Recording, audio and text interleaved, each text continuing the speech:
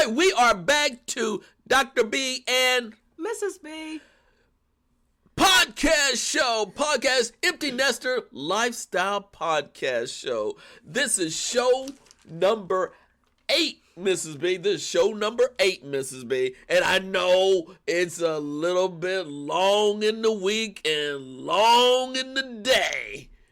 It certainly was.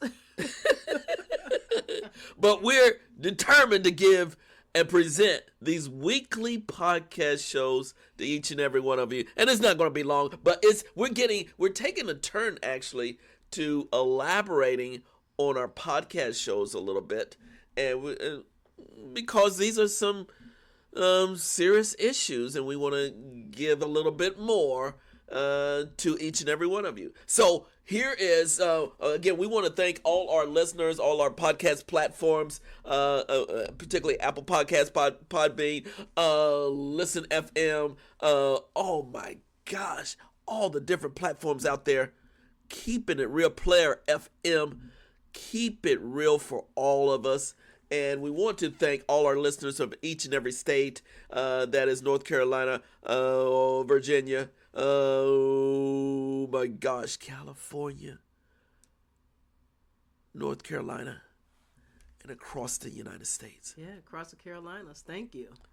Thank you very much. So here's show number 8.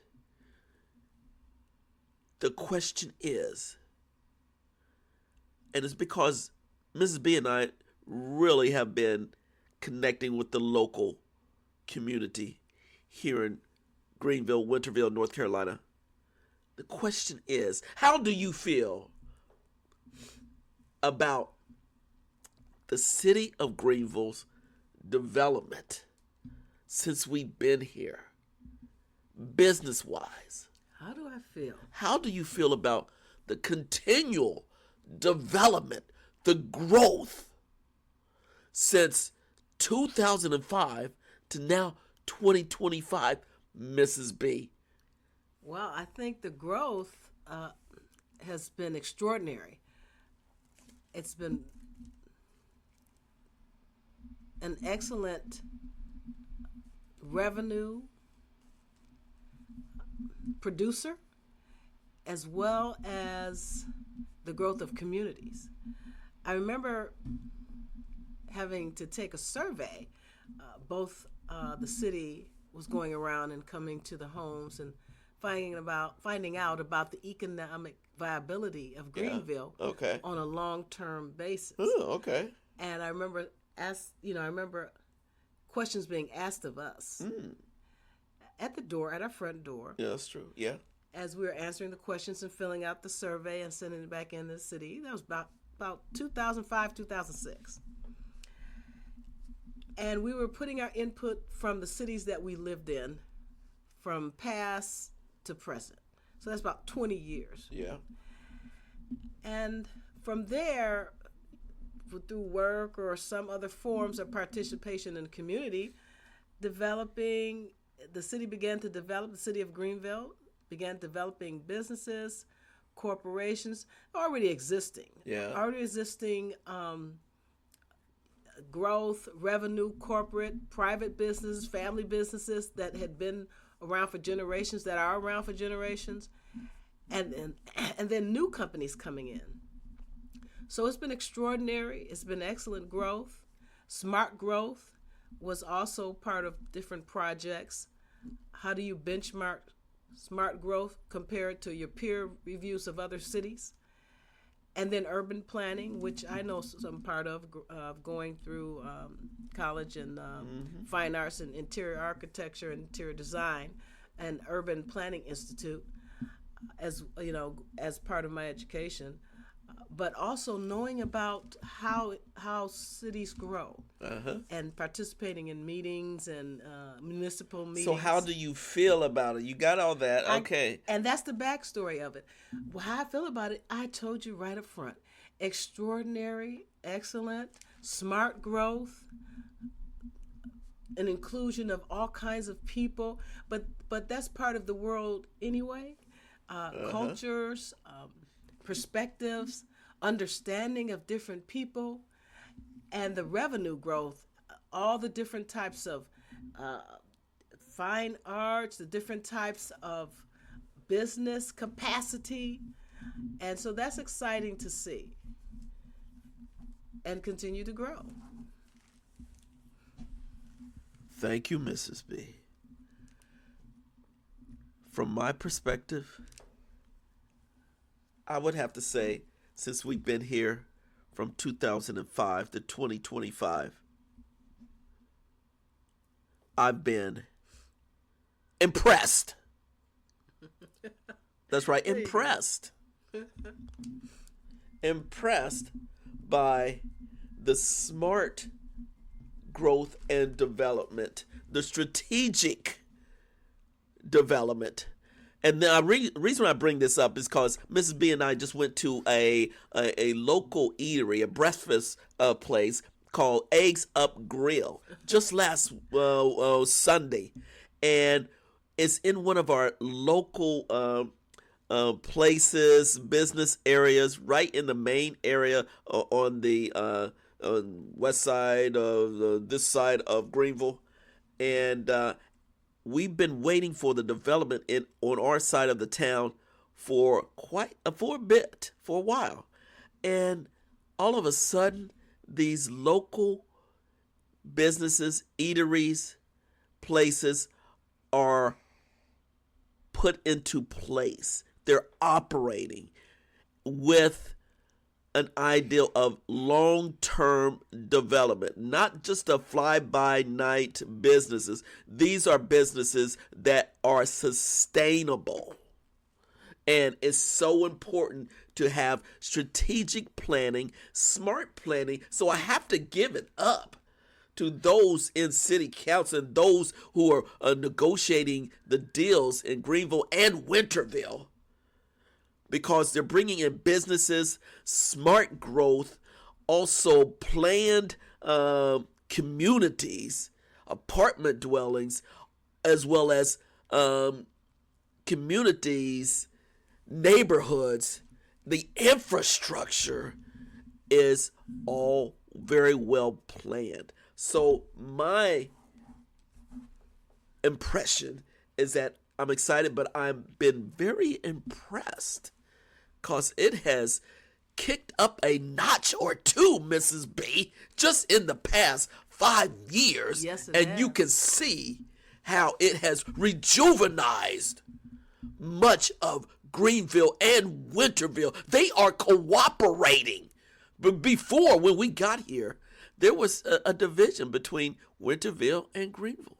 Yes, it was. Yeah, but it was a competition. It had to mend. What do you think about that, Mrs. B? When there was a barrier between Winterville, small Winterville, and Greenville. Well, I think similar but yet different histories, and so True that's that. part of it. And then I think the viability of supply and demand, growth and development, and each city in the Pitt County, North Carolina area has its own type of unique livability and own type of flavor, Yeah. whether it is inner city, whether it's city, suburban, or whether it's rural. So each unique city and town has its own ways of living and customs. So that's the interesting part of it. And then what occurred was to connect all those pieces together. And that took branding. Yeah. And it took marketing. And it took ways of people communicating through media and streaming them all together and connecting the community together. And that made a difference. It definitely did. And yet we've been seeing the meetings with city council and over the years with that televised and everything, and knowing some of the folks on the boards and everything, it's obvious that they are learning from other small towns and small cities and how they develop. It was a different strategy when we first arrived here, and now they've learned from other towns, rural towns, and let's be real. This was a rural area. It was not even we didn't even know that Greenville existed before we came out in California. We had no idea. Yeah, we were out in California for about an academic year. Yeah, we were in LA, and but when we came out here, we said, "Whoa, okay, they got a ways to go." And guess what? They made, in our perspective, they made that turn about 10 years ago, where they finally said, okay, we're going to have smart growth and really work with the other communities. Greenville worked with the other surrounding communities, such as Winterville, and we're going to develop collectively together and build together smartly, step by step, and bring in new revenue, diversify their businesses, bring in many more different businesses and folks of all different backgrounds, but keep the flavor of Eastern North Carolina. Yeah. That's impressive. That is impressive. You have the universities, you got the community colleges, you got the schools, you got the education. We invested into and spent time, particularly as parent teachers. A lot of time into the public schools. As well as educators in the public school system. And supported church schools and private schools there as you well. Go. So, yeah, our 3 adult children. Yeah, we know. They know about that. But we talk about, then we invested more than. That's the growth. That's people investment. That's people investment. That's the growth. No doubt about that. People coming in from relocating from other jobs in corporations, yes, other organizations, yes, as well, and other types of fields. Great point. And coming in with their children and wanting to find the schools, good schools.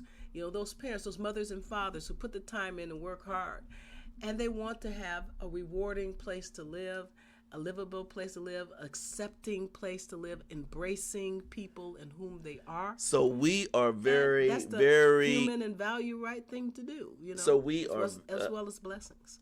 So in essence, feel very positive about the continual growth and development, business-wise, particularly as empty nesters, and making sure that empty nesters are still have a place in this rapidly growing area, because that's very important. A good mixture of age ranges, age categories, and empty nesters have a viable place in Greenville and Winterville and Eastern North Carolina.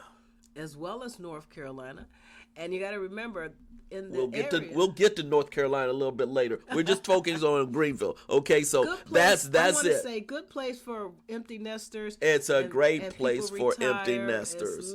There you go. More friendly and on the money and pocketbook for that. There you go. So there is our show, podcast show number 8. How do you feel about the city of Greenville and this development business-wise as an empty nester? Any last words, Mrs. B? From a business perspective, I would say city of Greenville is doing a stellar, excellent job. And keep it up and all get along together. My word is impressive. Impressive. That's it. That's it for me. That's it for our show. And my final 2 words are peace out. Peace in.